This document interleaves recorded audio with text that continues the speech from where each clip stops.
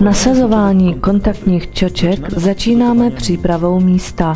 Budeme potřebovat zrcadlo a podložku, která bude zabraňovat případnému spadnutí čočky na zem.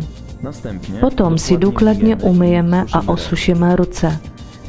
Je to velmi důležité, protože dotýkání se čoček nebo oka špinavýma rukama představuje ohrožení zdravého oka a může způsobit vážné následky.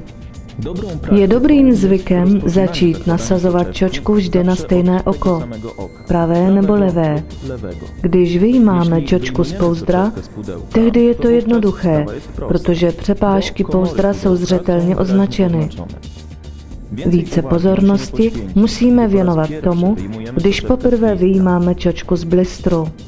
Musíme pamatovat na to, abychom si nespletli čočky, to znamená nasadit správnou čočku na správné oko. Na začátku musíme vylít obsah blistru do dlaně, zbavit se roztoku a čočku položit na ukazováček z druhé dlaně.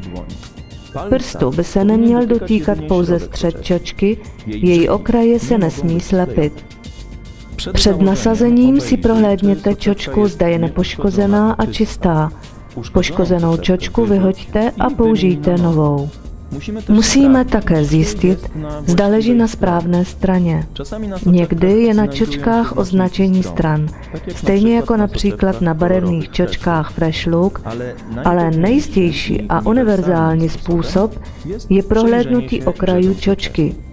Jestliže se po stlačení vyklenují okraje čočky na vnější stranu, znamená to, že čočka neleží na správné straně.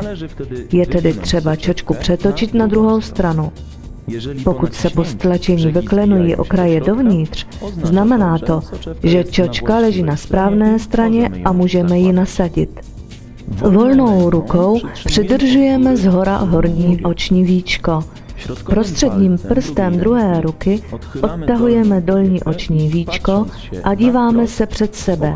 Lehce skloníme hlavu a nasadíme čočku na bělmo oka těsně před dolním očním víčkem. Pak pomocí dolního očního víčka čočku posunujeme nahoru. Před uvolněním očních víček se podívejte nahoru, dolů, doprava a doleva.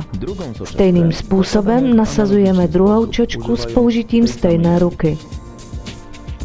Správně nasazená kontaktní čočka musí být pohodlná a musí zajišťovat správné vidění.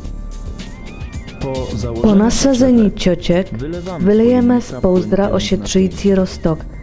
Pouzdro vypláchneme novým roztokem a na bezpečném místě necháme vyschnout.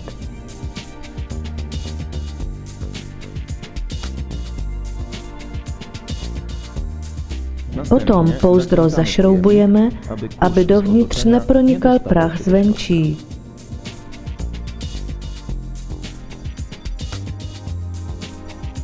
Kontaktní čočky mění život člověka. Jedná se nejen o vzhled, ale také o pohodlí vidění a kvalitu života.